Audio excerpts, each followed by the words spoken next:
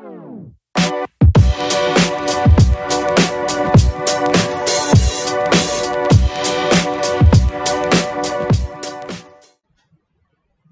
everyone, welcome to the 19th day of 21 days of machine learning with Code Warriors. Our today's topic for discussion is underfitting and overfitting. So let's start with our topic. So our first topic is what is a good model?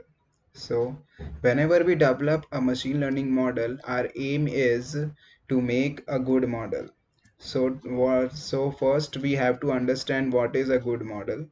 A model that generalizes well is a model that is neither underfit nor overfit. So what this definition says that we have to make a model that generalizes well, which means that whenever we show an unseen data to our model, it should predict that unseen data with good accuracy and good exact output, exact prediction, I mean. So this is good model, and to achieve the good model we have to avoid these two deficiencies of ML algorithm, which is underfitting and overfitting. So let's see what these two deficiencies are and how to overcome these two deficiencies. So let us first see the underfitting. What is underfitting? So a statistical model or a machine learning algorithm is said to have underfitting when it cannot capture the underlying trend of the data.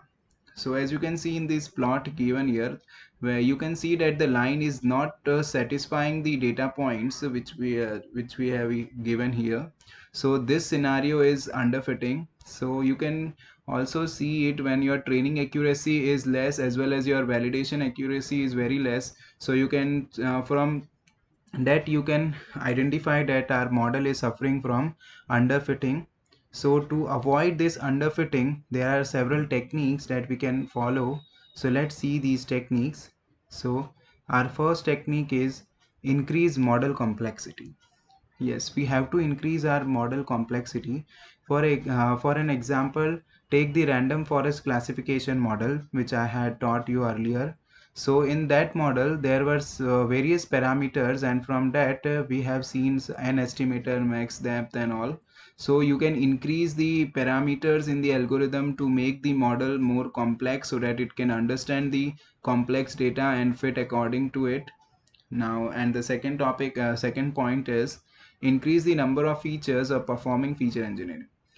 This means that you have to increase the number of features in your data set. For example, your data set has 10 columns of features and you have just used 2 to 4 columns. So you have to increase the features column so that our data set become large enough, and there are several parameters on which model can learn.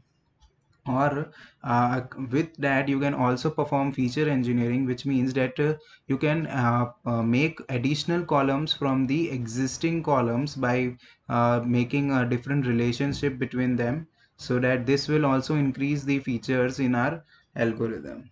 The third point is remove noise from the data. The noise here means the missing values in our data.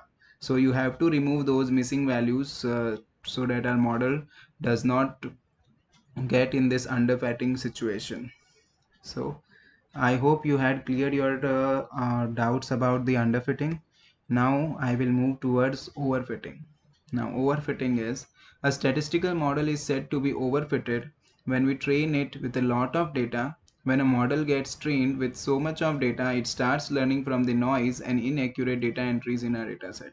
So you can see in this definition here that our model is fitting each and every data point. So this scenario is overfitting, and you can also see when your training accuracy is very good and your testing accuracy is worse, then you can then you can identify that this is an overfitting scenario. So to overcome this overfitting, there are also some techniques that we can follow. So let's see these techniques.